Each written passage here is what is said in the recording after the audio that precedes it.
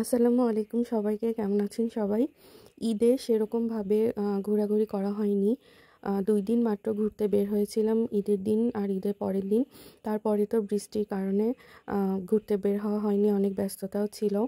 তো আপনাদের ভাইয়াকে বললাম চলো ঘুরে আসি, কোনো জায়গায় যাই, ভালো লাগবে, মন ভালো হয়ে যাবে। তো বাবুকে নিয়ে আমরা বের হয়ে পড়লাম। কক্স কার্নিভালে আসছি আজকে, কক্সবাজারে। আপনারা সবাই চেনেন হয়তো যারা কক্সবাজারে থাকে। তো এই তো বাবু তো অনেক খুশি, ওকে আসলে বাইরে নিয়ে আসলেই অনেক বেশি খুশি হয়, সেটা যেই জায়গায় হোক না কেন।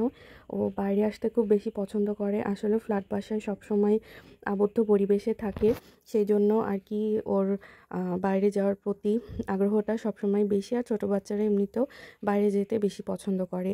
তো আমরা এই তো বাবুকে ছেড়ে দিয়েছিলাম যে আজকে ও ইচ্ছা মতো ঘুরে বেড়াক নিজের মতো। আর ওর বাবাকে বলেছিলাম যে তুমি শুধু চোখে দেখো যে বাবু কি করছে, কিন্তু ওকে নিয়ে ভয় পাওয়ার কিছু নেই। এখন ও হাঁটা শিখে গেছে, এখন আল্লাহর রহমতে ও নিজেকে ব্যালেন্স করতে পারে। তো এই তো আমরা বসেছিলাম আর এই আপুর গান শুনলাম। এই আপুর গানটা আগেও আমরা শুনেছি, বৈশাখী কনসার্টে আপুর গান খুব ভালো লেগেছিল। আবারও পেয়ে গেলাম আজকে আপুকে এখানে। তো গান শুনছিলাম, খুব সুন্দর একটা মনোরম পরিবেশ, বাইরে হালকা হালকা বৃষ্টি হচ্ছিল, বুঝতেই পারছেন মানে হোয়াট এ ফিলিং। তো এই তো আমরা গান উপভোগ করছি বসে। আর বাবু আসলে বড় স্পেস পেয়ে ও মানে আমাদের কাছে আসছিলই না, বসছিলই না, ও নিজের মতো করে ঘুরে বেড়াচ্ছিল। আর এই তো আমরা টাইমটাকে এনজয় করছিলাম। আসলে কক্সবাজারে তো আত্মীয় স্বজন থেকে দূরে, সবার থেকে দূরে থাকতে হয়, ঈদও করতে হয়, কিন্তু কক্সবাজারে আসলে এমন এমন জায়গা আছে যেসব জায়গায় গেলে মন অটোমেটিক ভালো হয়ে যায়।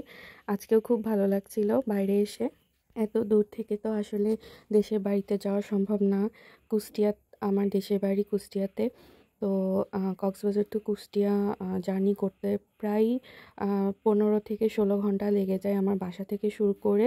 প্লাস ট্রেন জার্নি করি আর বাস জার্নিতে নাইটে করলে তাড়াতাড়ি যাওয়া যায়, কিন্তু আমি বাস জার্নি করতে পারি না একদমই, তাই সবসময় ট্রেন জার্নিটা আমার কাছে সুইটেবল লাগে। তো অনেক বেশি টাইম লাগে, ছোট বেবিকে নিয়ে আসলে ওইভাবে ট্রাভেল করা যায় না।